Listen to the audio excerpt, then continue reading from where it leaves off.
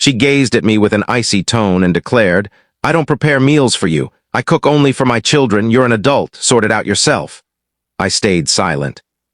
Weeks later, when the divorce documents were delivered, her outburst of, "You're breaking this up over a meal," echoed louder than any dish she ever prepared. It was a Tuesday, I believe. Days tend to blur when you're just trudging through life. I recall arriving home around 7 p.m., exhausted from a grueling day at work, the kind that leaves your body humming with fatigue. All I craved was a calm night at home. The house was mine, purchased and fully paid for long before I met my wife, Laura. When she and her 2 kids, a teenage boy and a younger girl, moved in after our marriage 5 years ago, it felt like our shared home. Or so I assumed. The aroma of roasted poultry filled the air, and for a moment my tension eased. A simple, comforting meal. I entered the kitchen, and the scene was familiar. Laura was at the counter, engrossed in her phone. Her kids, Ethan, 16, and Sophie, 14, sat at the table, their plates loaded with chicken, creamy potatoes, and steamed vegetables. They were chuckling at a video on a phone. It seemed like a cozy family dinner. I tossed my keys into the dish by the door. "Hi, everyone. Smells amazing, sweetheart," I said. Laura didn't glance up from her screen. "Hey," the kids muttered a hello. I reached for a plate from the cupboard. As I moved toward the stove to serve myself some chicken, Laura's voice sliced through the room. It wasn't heated. It was flat, emotionless. "There's not enough for you." I paused, glancing at the platter. Half a chicken remained, along with ample potatoes and vegetables. I thought I'd misheard. "Sorry, what did you say?" This time she looked up, her face blank. "I didn't make enough for you. I cooked for me and the kids." I was puzzled. This was new. "Okay, but there's plenty left. I'm fine with a smaller portion." Then she spoke the words that shifted everything. She locked eyes with me, her expression devoid of warmth, and said, "I don't cook for you, David. I cook for my kids. You're a grown man. Deal with it." Then she returned to her phone. Silence fell. The kids stopped laughing and stared at their plates, acting as if they hadn't heard. The room's warmth, scented with chicken, turned frigid. "Deal with it." I stood there for a solid 10 seconds, the plate heavy in my grip. My mind was oddly calm. No surge of anger, no emotional wave. Her words were like a key unlocking a truth I hadn't seen before. A quiet, final click. I took in the scene. My wife on her phone, her kids eating a meal in my house, at my table, and me, the grown man, told to fend for myself. The one who paid for the house, the bills, the car she drove, the groceries she used to feed her family, was now just the financier. An outsider. A walking ATM. I didn't say a word. I placed the plate back in the cupboard, my movements slow and deliberate. I opened the fridge, grabbed leftover pizza from the weekend, and heated a slice in the microwave. I ate it standing at the counter, scrolling through my phone. The kitchen was silent as a tomb. No one spoke. When I finished, I rinsed my plate, loaded it into the dishwasher, and retreated to my home office. I shut the door. That was the moment our marriage died. She just didn't realize it yet. Over the next 3 weeks, I dealt with it. I didn't make a fuss. I didn't demand an apology. That would have been futile. She'd shown me my place in the household. Arguing would be like a property owner begging his renters to include him in their gatherings. So I adjusted. I began buying my own groceries after work, just enough for myself for a few days. I got a small grill for the deck and started cooking my own meals there. Steaks, burgers, chicken. I'd eat outside reading a novel. I stopped adding money to the family grocery fund. The house bills stayed paid naturally. The electricity stayed on, but the stream of money that went into her personal account for household expenses, which really meant clothes for her and the kids, dining out, and whatever else she fancied, dried up. I canceled the automatic transfer. She noticed, of course. About a week later, she approached me, irritated. "The grocery card was declined and you didn't deposit money into my account this week." I looked up from my laptop. "I'm dealing with it, like you said. I'm handling my own food now, so I adjusted the budget." "David, that's not funny. The kids need things." "The kids can eat the food I buy for myself," I said evenly. "And if you need money for groceries for you and them, you can use the debit card for our joint account."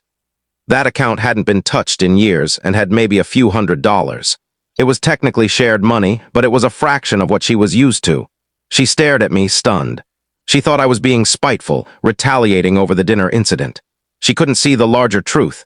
She didn't realize I was simply accepting the boundaries she'd set. She'd drawn a clear line between her and her kids and me. I was just formalizing that line. While she fumed over the grocery budget, I was making other moves discreetly. I consulted a top divorce attorney in the city. I explained everything. The prenuptial agreement that protected the house and my main investments, the 5 years of bank records proving I was the sole provider, and the dinner incident. He nodded, a wry smile on his face. He called it one of the starkest examples of a marital collapse he'd ever heard. He prepared the divorce papers. They were delivered to the house by a process server last Friday afternoon. I ensured I was home. I was on the deck grilling a steak. The server handed her the envelope. She opened it in the living room. Her face shifted from confusion to disbelief to fury. She stormed onto the deck, waving the documents. "What is this, David? What the hell is this?" I flipped my steak calmly. "It's a divorce petition, Laura." Her voice rose to a scream, echoing in the quiet backyard. "A divorce? You're ending our marriage over a meal? Are you kidding me? You're throwing away 5 years over one stupid dinner." I looked at her, my face as calm as my heart. "No, Laura, I'm not ending this over a meal. I'm ending it because I realized I'm not your husband. I'm your landlord, your financier. I was just the guy who paid for everything while you raised your family. You said it yourself. You cook for your kids, not me. Now you can figure out how to provide for them, too." The shock on her face was palpable. The entitled anger gave way to a flicker of panic. For the first time, I think she grasped it. It was never about the chicken. It was about everything. And she'd only just realized it far too late. Update 1 asterisk, it's been a week since the papers were served. The atmosphere in the house is beyond tense. It's like living in a pressure cooker. Thank you for the comments and support. It's reassuring to know I'm not irrational for seeing the dinner incident as the breaking point. After her initial shock on the deck, Laura's panic quickly reverted to her usual mode: indignation. She spent the weekend either holed up in her room, making heated phone calls, or stomping around, alternating between tears and glares. The kids have been scarce staying in their rooms. I don't blame them. Her first move was to call her mother, Karen. Karen then called me ready for a fight. I picked up expecting it. "David, I just heard the most absurd thing. Laura's distraught. You're divorcing her over a plate of chicken. Have you lost your senses?" I kept my tone steady. "Karen, respectfully, this isn't about chicken. It's about being told I'm not part of the family I'm supporting." It was a sign of a much bigger issue. She was exhausted. She's raising 2 kids. Sometimes a man needs to grow up and make his own sandwich, she snapped. "I agree," I replied. "And I'm being an adult now, handling my own affairs permanently. Laura's lawyer can contact mine from now on." I gave her my lawyer's contact details and ended the call politely. Next, she tried to use the kids against me. On Monday, she came to me, her voice dripping with fake concern. "David, we need to think about the kids. This will be so hard on them. They'll be uprooted from their home, their school. Is that fair all because of your ego?" I met her gaze. "I've thought about the kids, Laura, and I'll ensure they're not left struggling. But this house is my premarital property, as our prenup clearly states. It's not their inheritance. Where they live will depend on your ability to provide for them, something you seem to have forgotten how to do." The mention of the prenup made her jaw clench. I don't think she ever took it seriously, assuming it was just a formality. The financial pressure is working as planned. She's hired a sharp lawyer from what I can tell. My attorney received her first official letter yesterday. Her demands are outrageous. She wants exclusive use of the house, a massive spousal support sum, and most audaciously, child support for Ethan and Sophie. Her lawyer argues that since I've acted as a father figure for 5 years, I have an implied obligation. My lawyer chuckled at that. He called it a blatant overreach meant to intimidate me into a larger settlement.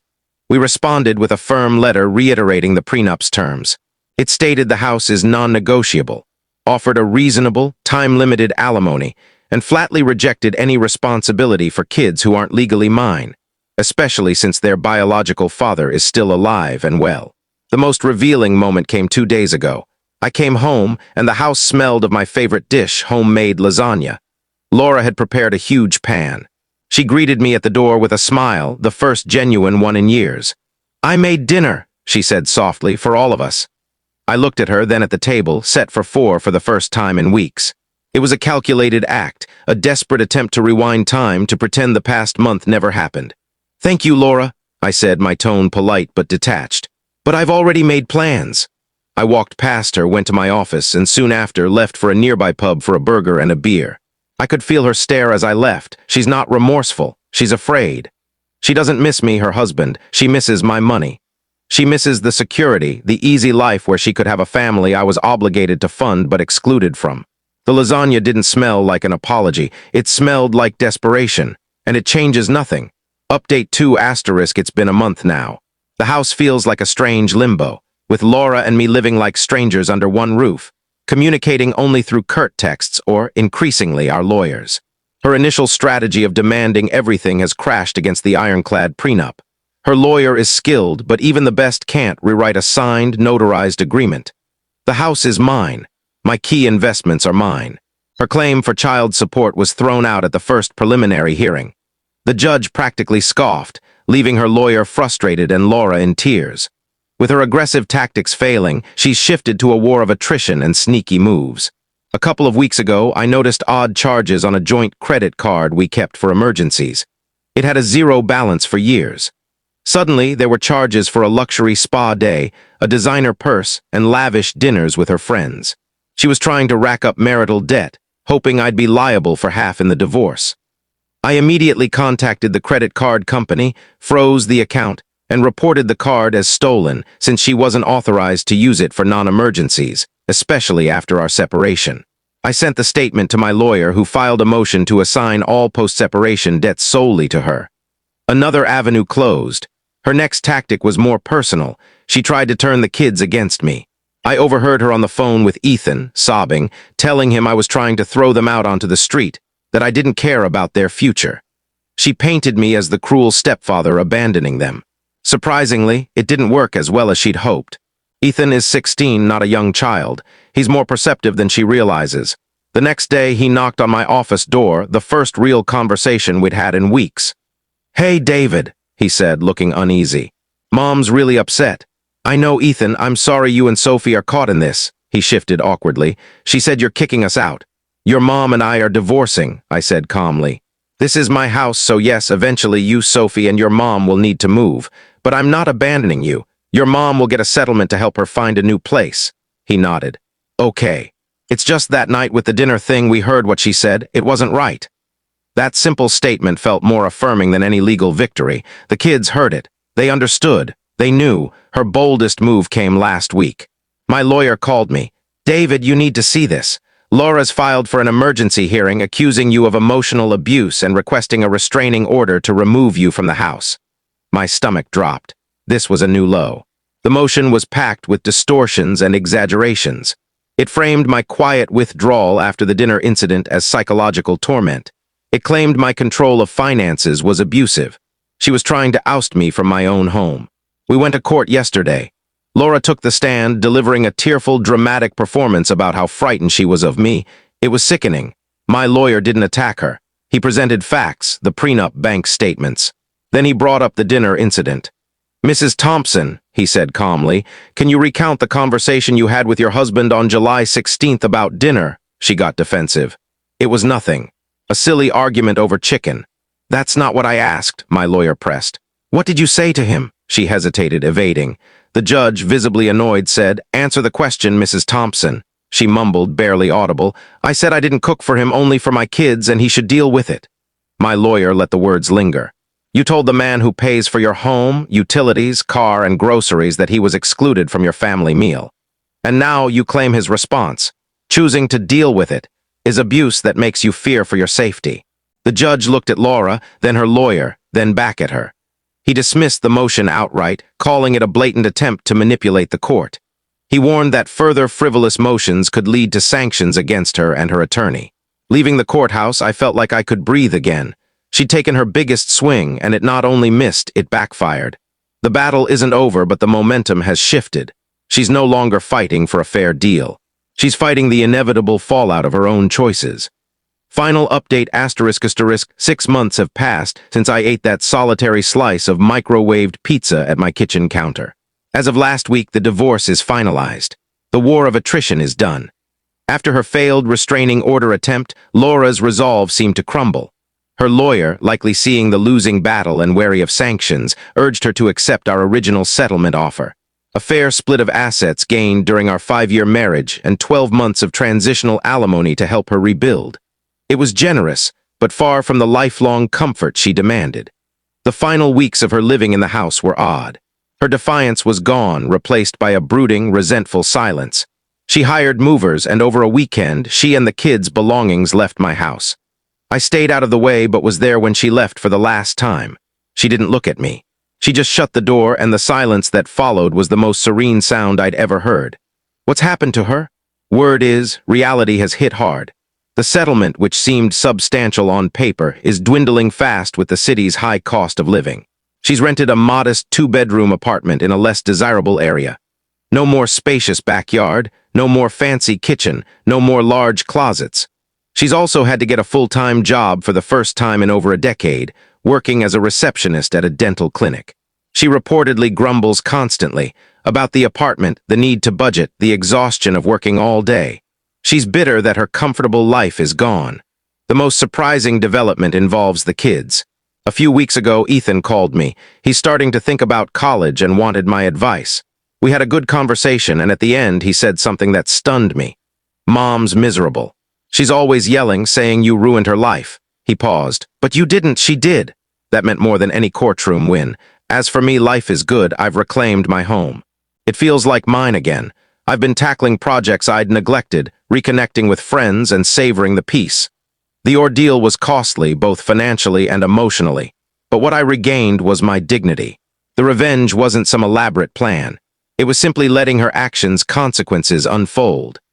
Her worldview rested on the belief that my role was to provide for her and her kids without question, and I should be grateful for any crumbs of affection.